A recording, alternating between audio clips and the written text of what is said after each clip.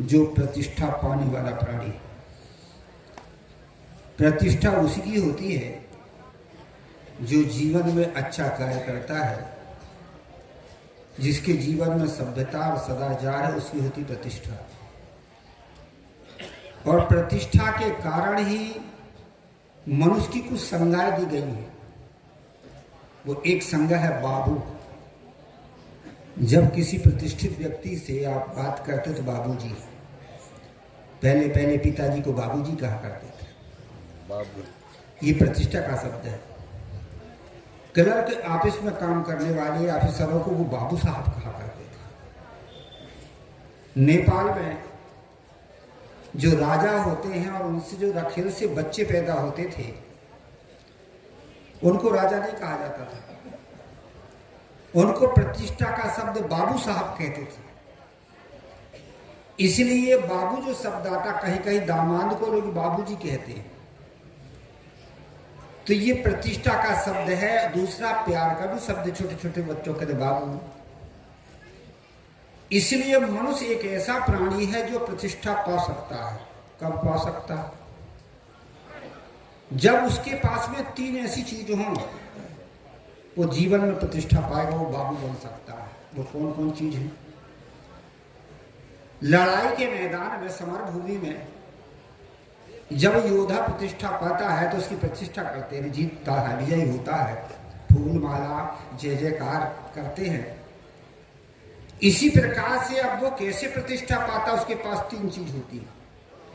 सबसे पहले तलवार, हथियार, जिससे वो शत्रुओं को वार कर सके। दूसरे नंबर में होती ढाल, जो वार को रोके, तलवार को रोक ले। तीसरे नंबर में होता कवच, जो शरीर की सुरक्षा दे। तो फिर वो विद्रोह में प्रतिष्ठा पाएगा। इसी प्रकार से मानव के जीवन में तीन चीज ऐसी है जो उसको प्रतिष्ठा पर दे सकती, प्रतिष्ठावान बना सकती है। वो कौन कौन चीज है? सबसे पहले है विवेक की तलवार, दूसरे नंबर में है विवेक के बाद में आता लज्जा, ये ढाल है। तीसरे नंबर में आता भय, ये कवच है। यदि आपके पास विवेक हो, लज्जा हो, भय हो, तो आप संसार में प्रतिष्ठा पा सकते हो, अच्छा कार्य कर सकते हो, जीवन में सुखी हो सकते हो। और आपके पास में तीनों चीज नहीं है तो आप मनुष्य होकर के पशु जैसे ही होगे।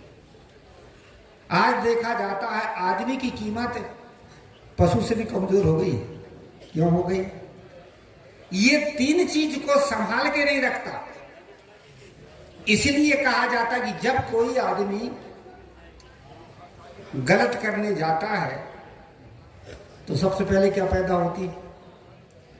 जो समझदार आदमी होगा या कोई भी आदमी हो, तो सबसे पहले वाला समझदार आदमी यदि है तो पहले विवेक होगा, काम गलत है नहीं करना है, धक्का मारेगा ज्ञान एक बार। और यदि आपके पास ज्ञान का पावर कमजोर है और मन का पावर ज्यादा है तो कर लो, कौन देखता है। मन में है वासना और चेतन में है ज्ञान। वासना जब आती है तो आप गलत कर लेते हो और विवेक को भी बर्बाद कर देते हो। और जब आपके पास चेतन के तरफ से ज्ञान आता, समझदारी आती, तो गलत आदमी कभी कभी अच्छा कर लेता। इसलिए कहा कि विधिवश सुजन कुसंगति पर ही, सज्जन व्यक्ति के पास में भी कभी कभी यदि वासना जाग जाए, मन के तरफ से विकृति आ जाए, तो वो भी गलत कर लेता है। इसलिए कहा जाता है पहले नंबर के आदमी के पास आता विवेक, दूसरे स्तर का जो आदमी है उसको विवेक नहीं आता, वो दूसरे स्तर में चला गया। पर क्या आती है? लज्जा तो आती। गलत करूंगा तो दुनिया क्या कहेगी? यदि मैं गलत किया तो दुनिया क्या कहेगी? किसको लाज आती है? समझदार को भी समझ को आती नहीं।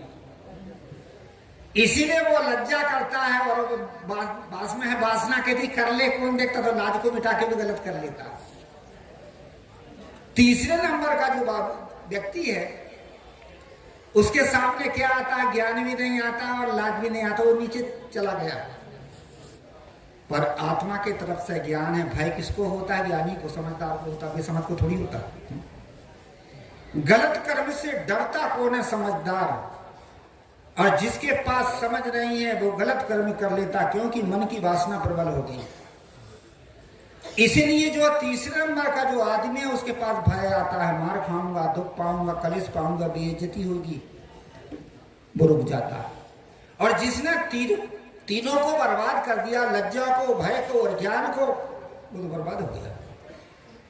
इसीलिए सब में कह रहा था कि बाबू एक शब्द है, वो कौन सा शब्द है? वो मनुष्य के लिए, प्रतिष्ठित व्यक्ति के लिए बाबू का उपयोग किया गया है। सदगुरु कबीर साहब ने भी यही कहा है, बाबू ऐसो है संसार तिहारो, यह करी व्यवहारो। हे बाबू, तुम्हारा जो संसार है वो कैसे है?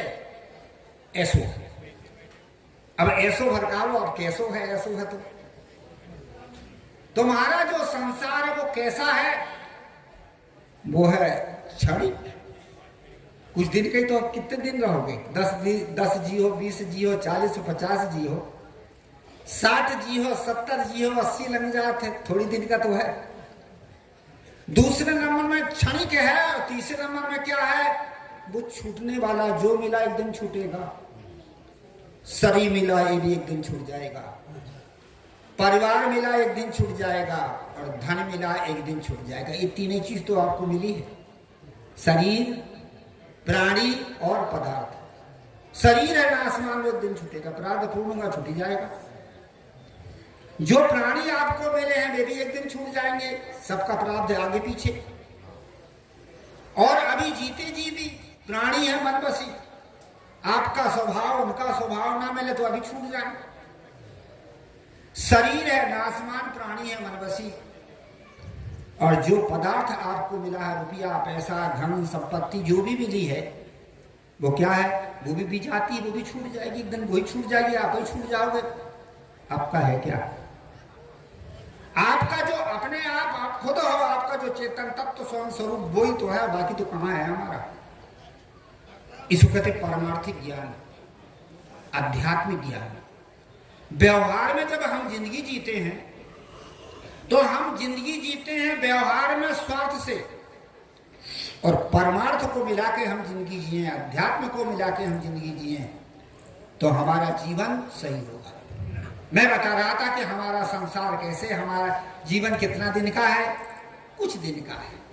और जो भी चीज में मिली है वो एक दिन सब छूटने वाली, तो अपना है क्या? जो निरासक्त जिंदगी जीता है वो संसार में सुखी होता है। जो आसक्ति से जिंदगी जीता है वो संसार में दुख पाता है, परेशान होता है, हैरान होता है। मैं कभी कभी उदाहरण दिया करता हूं, रेलगाड़ी की आप यात्रा करो तो यात्रा जब कहते अभी आप बुरहानपुर आए होंगे दूर वाले, तो गाड़ी का रिजर्वेशन करवाए होंगे, और उस रिजर्वेशन में 3 चीज बड़ी महत्वपूर्ण होती है। सबसे पहले गाड़ी नंबर 12,515, क्योंकि उसी गाड़ी में आप बैठ सकते हो, दूसरे में नहीं। दूसरे नंबर में bogie number S1, S2, S3, क्योंकि उसी बोगी में आपका स्थान है। तीसरे नंबर में बर्थ नंबर 12, 15, 25, क्योंकि उसी बर्थ में आप बैठ सकते हो, है। परंतु ये गाड़ी number, bogie number, birth number कब तक के? जब तक यात्रा तब तक के। यात्रा पूरी हुई, गाड़ी जाए भाड़ में और बोगी जाए भाड़ में और बर्थ जाए भाड़ में। ये निरासक्त जिंदगी। ये जो प्राणी और पदार्थ, ये वस्तु कब तक की है? जब तक जीवन है तब तक की। तो उसका सदुपयोग करो ना।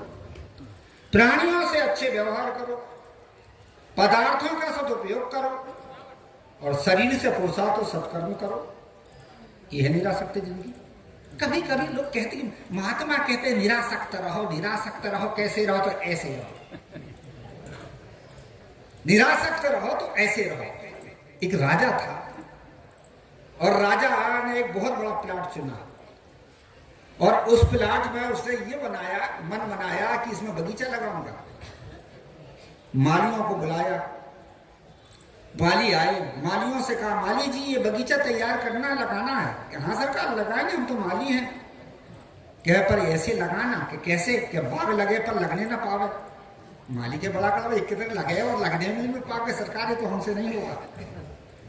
सब घबरा घबरा के चले गए। एक माली था, वो वृद्ध था, समझदार था, विवेकी था। राजा के पास में आकर सरकार मैं आपका बगीचा लगाऊंगा। राजा ने कहा भाई जो सबके लिए प्रश्न रखा गया तो तेरे लिए भी है, बाग लगे पर लगने न पावे। कह सरकार ठीक है वैसे ही लगाऊंगा। कहा जहां तक उसने बगीचा लगाया दूर दूर।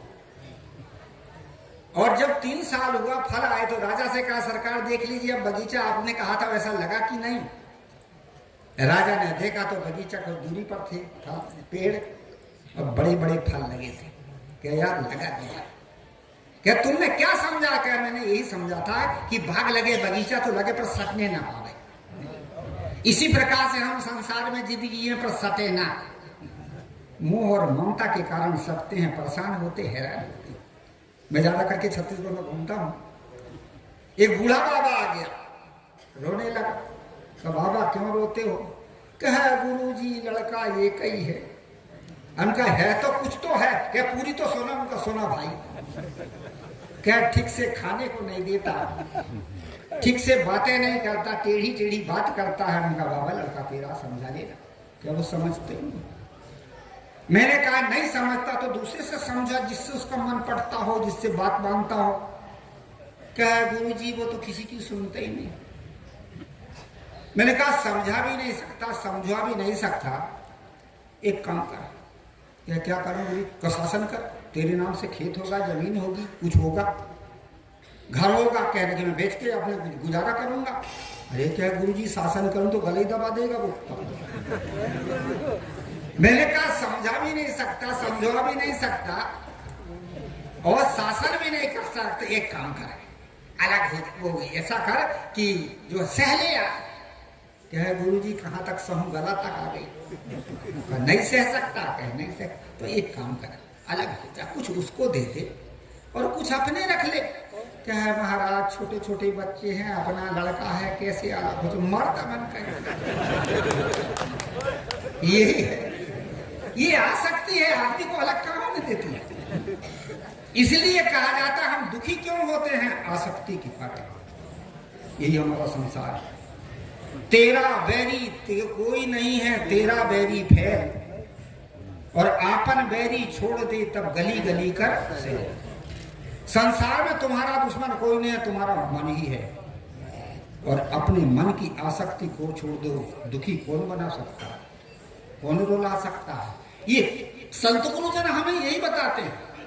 जहां हम चिपके हैं, जहां हम अटके हैं, लटके हैं, वो तो हमारे दुख का कारण है। इसलिए शंकराचार्य से किसी ने पूछा था कि सल्लम परम किम, भारी दुख क्या है? जैसे आप बताते हैं या कोई और बताता है, धन नहीं है, आय बराबर नहीं है, लड़का ठीक नहीं है, बहू ठीक नहीं है, ये ठीक नहीं है, वो ठीक नहीं है। ये वास्तविक में दुख नहीं है, ये दुख के कारण अज्ञानता है। अज्ञानता के कारण हम जो है हमारे पास में उसको सह नहीं सकते, जो है हमारे पास उसमें संतोष नहीं कर सकते, इसलिए हमारा जीवन दुखी है। एक संत के पास में एक व्यक्ति गया और उस व्यक्ति ने संत से प्रश्न किया, गुरुजी महाराज के क्या बात है? क्या है महाराज? यह है कि हमारे गांव में 2 ऐसे आदमी हैं जो जुड़वे पैदा हो गए थे। 10-10 मिनट 5-5 मिनट का अंतर था। माता पिता ने उन्हें पढ़ाया, शादी की, नौकरी भी है, दोनों संपन्न है, परंतु एक हमेशा दुखी रहता और एक हमेशा बड़ा प्रसन्न सुखी रहता। कारण क्या? महात्मा ने कहा चश्मा देखना पड़ेगा। अब पावर, कितना पावर किसके चश्मे में है? चश्मा क्या चीज है? हमारी सोच। जो हमारे भीतर सोच है वही तो हमारा चश्मा, वही तो हमारी दृष्टि है। मैं जब बनारस में रहता था 71-72 में, तो एक रेडियो में गीत आता था और वो गीत था अश्लील। और वो गीत था अश्लील। क्या गीत था वो? नजरिया के मारे मरी मेरी गुइया। और मैं बड़े ध्यान से उसको सुनता और गाता भी, गुनगुनाता। हमारे जो बड़े संत थे, परीक्षक साहब जी, तरन साहब जी, अगला आदमी गंदा गीत सुनता। मैंने कहा साहब जी गीत गंदा भले ही हो, पर मैं इससे बड़ा भाव ले रहा हूं। क्या भाव ले रहे हो? ये गीत कह रहा है कि नजरिया के मारे मरी मेरी गुइया। हे मित्र, हम अपनी गलत सोच के कारण ही मर रहे हैं और दुख पा रहे हैं। हमारी सोच गलत है। ऐसे उस आदमी से, संत जी से लोगों ने कहा, महाराज ये संपन्न तो दोनों हैं, पर एक सुखी है और एक दुखी है। एक हमेशा उदास बना रहता है और एक हमेशा प्रसन्न रहता है। कारण क्या? महात्मा ने कहा चश्मा देखना पड़ेगा। तो चश्मा थी उनकी सोच। आदमी की क्या सोच है और सोच के कारण ये वो दुखी है। तो जब पहले आदमी का चश्मा देखा तो उसके चश्मा में था पावर, अर्थात वो दुख को कम देखता था, सहनशील था, और सुख को ज्यादा देखता था, संतोषी था, इसलिए वो सुखी था। हम दुख को ज्यादा देखते हैं। थोड़ा सा दुख आता है, थोड़ी सी परेशानी आती है, थोड़ी सी परिस्थिति आती, टलमलाने लगते हैं, और थोड़ा हो तो और लंबा करके बताते हैं। और जब सुख का समय हो, सुख की चीज मिले तो कम देखते हैं। लोगों से पूछो, भैया आपके लड़का ठीक है, परंतु ये किंतु परंतु अगर मगर बड़ा खतरनाक शब्द है। क्या क्या परंतु? पड़ोसी का उससे अच्छा, पत्नी ठीक है, परंतु परंतु किंतु लगा देता है। क्या भाई क्या बात है? मेरे पड़ोसी की अच्छी। पड़ोसी से पूछे तो वो भी वही बताता। जो हमारे पास मिला है उससे हम संतोष नहीं है। इसका नाम है अज्ञानता, इसका नाम है नासमझी। दुख का कारण तो कोई नहीं है, हमारी मूर्खता। सल्यम परम किम निज मूर्ख है तेरे। अपना दुख का ही कारण। संत कहते सोच ठीक कर लो, विचार ठीक कर लो। दूसरे नंबर में हमारे पास जो है, और वो है तो जरूर, परंतु हम सोचते हैं कि और अधिक होता, इसलिए हम सोचते रहते हैं। ये आदमी की सोच है। चिंता अभिकार, ये सोच ही तो है। एक होती सोच, दूसरी होती विचार, तीसरी होती समझ। संसार में जितना आप सोचोगे उतनी दुखी होगे। क्या नहीं है मेरे पास, क्या मेरा टूट गया, क्या मेरा बिगड़ गया, कौन सी कमी होगी, दुख पैदा होगा। और यदि आपके पास विचार आ गया, चलो हमारे भाग में जो है वही तो है, यह विचार आपको वो संतोष देगा। और तीसरे नंबर में समझ में आ गई, अंत में सब तो छूटने वाला अपना है क्या निश्चय हो गया, तो आपको परेशान कौन करेगा। हम सोचते ज्यादा हैं और विचार और समझ कम करते हैं। ये जो पशु है ना, गाय बैल भेड़ गधे घोड़े, ये सोचते नहीं है, न समझते बेचारे। इसीलिए दुख को बढ़ा भी नहीं सकते हैं और सुखी हो भी नहीं सकते, क्योंकि समझ नहीं है। और दुख को बढ़ा भी नहीं सकते क्योंकि सोचते नहीं है। और आदमी तो सोचता है, क्या सोचता है? खाने को मिल जाए तो खाने को मिल गया तो जेब भरने को सोचता है, जेब भर जाए तो घर भरने को सोचता है, घर भर जाए तो क्या क्या सोचता है। दुखी है। मैं बता रहा था कि महात्मा ने बताया कि इसके चश्मा में पावर है, इसके जेब में जब दुख आता है तो सह लेता है, और सुख आता है तो संतोष कर लेता है। दूसरे आदमी का जब चश्मा देखा तो उसके चश्मा में पावर नहीं था। इसलिए वो क्या था कि जब दुख आता था तो दुख को ज्यादा देखता था, और जब सुख आता तो सुख को कम देखता था। इसलिए वो असंतोषी था, असंतुष्ट था, दुखी था, परेशान था। तो इसी प्रकार से हम संसार में तो रहते हैं, पर संसार में रहने पर भी हम विवेक और विचार की जरूरत है, वो हम नहीं कर पाते। इसलिए हम जीवन में अशांत हैं, दुखी हैं। सदगुरु कबीर साहब, बाबू ऐसो है संसार, तुम तिहारो, तुम्हारा संसार छूटने वाला है। एक सूत्र और बताऊं। आप रेलगाड़ी में आए और कई बार अनुभव किए होंगे, जब रेलगाड़ी में बैठते हो तो पास की चीज देखते हो, घर, खेत, झाड़, तो कैसे लगता है? सब पीछे भाग रहे हैं, छूट रहे हैं। और जब दूर की देखते हो तो कैसे देखते हो? सब आगे भाग रहे हैं। और आपके पास में कह रहा था वही खिड़की जिसके किनारे आप बैठे हो। इसका उदाहरण ही जो मिला वो छूट रहा, जो चाहते हैं वो भाग रहा, मिलता ही नहीं। और जो मिलता है वो पूरा पड़ता नहीं, और जो पूरा पड़ता वो भाता नहीं, अच्छा नहीं लगता। यही तो दुख होता है। जो मिला है वो छूट रहा है, छूटेगा ही छूटेगा। और जिसको आप चाहते हो वो मिलता नहीं, और जो मिलता है वो पूरा पड़ता नहीं, और जो पूरा पड़ता है वो अच्छा लगता नहीं। ये तो दुख का कारण है, यही है संसार। इसलिए कहा जाता है कि बाबू ऐसो है संसार तिहारो, तुम्हारा संसार दुख रूप है। और यहाँ क्या है, यह कली व्यवहारो। यहाँ कली माने पाप का व्यवहार होगा। कली का अर्थ होता है पाप, लक्षण अर्थ है। कहते कलयुग में पाप ज्यादा हो गया। अरे सतयुग त्रेता युग में सब जगह पाप और पुण्य थे। अच्छे और बुरे लोगों के पास शुभ संस्कार, शुभ अशुभ संस्कार थे, तो पाप पुण्य तो होगा ही होगा। पर एक लोगों में मानता है पाप का अर्थ होता है, कली का अर्थ होता है लक्षण अर्थ लिए तो पाप का व्यवहार। अब हम पाप का तो व्यवहार करते इसलिए दुखी। अब कौन सा व्यवहार करते हैं? सबसे पहले पाप का ये व्यवहार करते हो कि आपके पास में अधिकार भावना और अहंकार भावना, इसलिए आप पाप करते हो। आपके पास में भावना हो जाए, धर्म भावना और कर्तव्य भावना, तो आप पुण्य भी कर सकते हो। अधिकार भावना है और अहंकार भावना, अहंकार है मैं बाप का बेटा हूं। अधिकार भावना है बाप का संपत्ति में मेरा अधिकार है, तो पाप तो करोगे करोगे। इसीलिए आपके पास में क्या आ जाए, धर्म भावना और कर्तव्य भावना। मैं मानव हूं और मेरा धर्म है कर्तव्य पालन पूरा करना है। मैं बाप का बेटा हूं, इसलिए माता पिता की सेवा करना मेरा कर्तव्य है। ये कर्तव्य भावना होगी तो आप कर्तव्य करोगे, आपको अधिकार स्वयं मिल जाएगा। अधिकार अहंकार से नहीं मिलता, अधिकार जो है पाप से नहीं मिलता, अधिकार मिलता है कर्तव्य से। लोग कहते कि पहले लोग अच्छे थे कहे होंगे, परंतु क्या था कि उनके पास कर्तव्य भावना और धर्म भावना था। और आज अधिकार और अहंकार भावना हमारे भीतर है, इसलिए हम अशांत हैं। एक है, कभी किसी से पूछो, किसी पुरुष से पूछो